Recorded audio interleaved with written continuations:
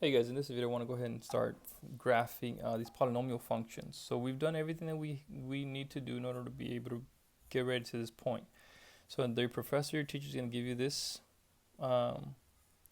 function, okay? And then I kind of started doing it just for the sake of time. And we want to start off with the y-intercept. The y-intercept is when the x is 0. So when we set the x equal to 0, so that becomes 0, 0, and you're left with just a positive 18. So your y-intercept is 0, 18. The x-intercept is when you set the y equal to 0, so then you're left with this guy. Well, in essence, what you want to do here is you want to factor it, but well, you can't do it, right? There's 4 terms. You can try factor by grouping, but you won't be able to do it. So what you have to do is you have to use the rational roots theorem that we talked about before in order to go ahead and use synthetic division. So the rational roots theorem, or the test, says that the factors of this guy here, the constant, divided by the factors of the leading coefficient, are going to give you possible roots or zeros to graph this polynomial. So the possible factors of 18 are all of these guys divided by 1. So this guy, the top divided by the bottom, gives me these. So these are the possibilities that I'm going to be using for my synthetic division. So I started using 3 just because I thought, oh, I have to get 18. It might be too, if I use 1, it might be too small. So I'll just use positive 3. So bring down the 1. 3 times 1 is 3, negative 4 plus 3 is negative 1, 3 times negative 1 is negative 3, 3 and negative 3 is negative 6, and 3 times negative 6 is negative 18. So that actually did work. So my remainder is 0, which is great because that means this is a root, a 0 in an x-intercept. So now what I'm going to do, this guy, that means this guy, remember, is x equals 3. That means it becomes x minus 3 when you bring it back. And what about this guy? Well, we just rewrite this guy using 1 degree less. So that's a cubic. So now I'm gonna go ahead and use x squared, and then just keep going down the line. Minus x, and then minus 6. And then hopefully you're able to factor this guy out. So that guy factors into, what is that? X minus 3 and x plus 2. All right, and you notice I have 2 of them, don't I? So now this guy is actually going to become y equals x minus 3 quantity squared times x minus 2, x plus 2. All right, good. So now it's in factor form, so I can go ahead and graph that. So the factor, this guy, that means my intercept is going to be x equals 3, okay? And then this guy is going to be x equals negative 2. All right, that means my x-intercept is going to be 3, 0, and it's going to be negative 2, 0. All right, you see how we did that? All right, so now I can start graphing stuff. So let's see, 0, 18, this is going to be too much. Let me see if I can just go by 2s. 2, 4, 6, 8, 10, 12, 14, 16. Yeah, let's leave it up here, 18. All right, now my x-intercepts are positive 3, right there, negative 2s, right there. All right, so I got my y-intercept, I got my x-intercept. You got to also, I forgot to put this, but your end behavior.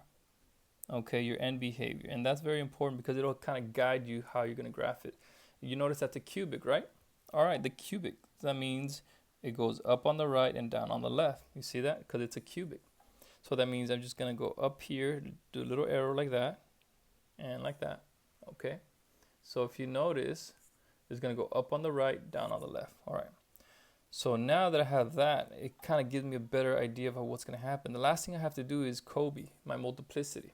Okay, now remember, it crosses when the exponent is odd and it bounces when the exponent is even. You see here at 2, at x equals 3, it's even, right? So at x equals 3 is going to bounce, okay? And at x equals negative 2 is going to cross. So it's going to cross through here and it's going to bounce here. So let's go ahead and draw that. It looks like it's going to cross here. It's going to reach all the way up. I don't know if it's going to go this high or it's going to go higher, but then it's going to come back down. It's going to bounce, boop. And then it's going to go back up. And then this guy just comes from down here. You see? And there it is, guys. All right. Let's go ahead and do one more, see if it makes more sense. So let's go ahead and we have this one here.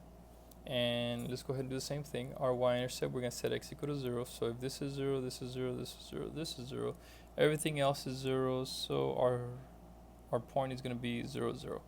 Okay, our y-intercept is going to be 0, 0. So I'm going to come down here and just make my graph, right, my point. All right, so the x-intercept, we're going to set y equal to 0. So this guy is going to be equal to 0, and you're going to have this guy left. So if you notice, guys, remember the first rule of factoring is there a common factor that you can take out or that you can factor out? And the answer for this one is yes, there is a factor. All right, there's an x. But along with the x, I'm going to go ahead and factor out the negative, just because when I don't like dealing with negatives in the front when it's factoring. It just complicates things. So we want to work smarter, not harder.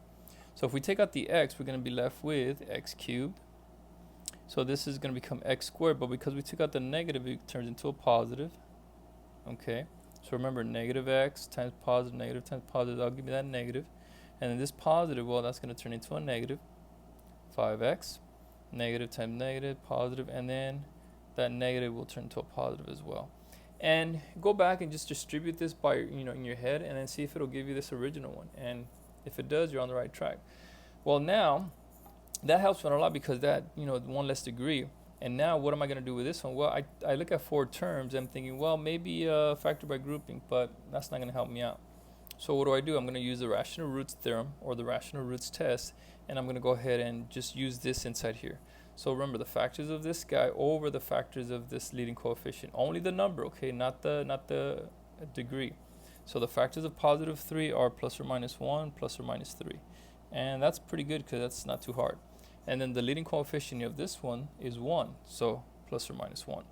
So the possible zeros, okay, when we divide everything, is plus or minus 1, plus or minus 3. So when I do my synthetic division, I'm going to use these 4, one of these 4. Okay, so let's go ahead and let's use 1, see if that works. So then we're going to go ahead and write, we start off with x cubed, the cubic is 1, then the x squared is 1, the negative 5, and then positive 3. So just be careful, go slow, because sometimes, you make a little mistake, especially when you miss a little negative. Sometimes I forget the negative and it just ruins everything. And then 1 times 1 is 1, 1 plus 1 is 2, 1 times 2 is 2, negative 5 plus 2 is negative 3. Oh, what do you know? All right, looks good. So that means this is a root. This x equals 1 is a 0. Okay, great. So that means when I write it in factor form, it's going to be x minus 1. So then what about this guy? How do I write it? Remember, you started off with the cubic, right? Remember, I factored out the x, so I'm leaving, this is the cubic. If this is cubic now, that means this guy's going to be squared. So you're going to use x squared plus 2x minus 3. Now, hopefully you can factor this guy out, and because it's a quadratic, you can. But let's say you couldn't factor it, right? Let's say it's a cubic, right? Then you would do the rational root theorem again, just using this part in here. All right. So then, if we can factor this guy, so it would be x plus 3 and then x minus 1. All right. So that means our equation would be x minus 1 squared, and then we have x plus 3. So if you notice, a double root at x equals 1 and at a single one at 3. So remember, this is x equals 1, and then this becomes x equals negative 3. Great. So let me go ahead and graph that. X equals 1 is right here. Negative 3, 1, 2 is right here. All right. So I got my y-intercept, I got my x-intercept. The end behavior, forgot to talk about that, but that's important. So if you notice, it's a 4th root, right? So that means it's going to be like, remember the even root, x squared, right? They're both going up. But because you see that negative in the front, they're both going to be going down. That's what's going to happen. Okay? So now with that, okay, the last thing we need is multiplicity, our Kobe, right? So at x equals 1, what's going to happen? It's going to bounce when it's even, the exponent's even, and it's going to cross when the exponent is odd.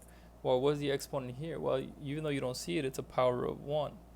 So it's going to cross at x equals negative 3 here, and then it's going to bounce at x equals 1. Okay. Now if you notice too, at x equals 0 here. So you know what? And I actually forgot the x, I forgot this guy over here. So let's go ahead and put that guy right there. So now we actually have 3 of them. So we have x equals 0, x equals 1, and x equals negative 3. All right. So that means it's going to cross. Bring this guy. It's going to cross through here, through there. All right, through negative 3. I don't know how high it goes, but at some point it's going to come back down. is going to cross, right? Because then x is to the power of 1. And then it's going to come back up.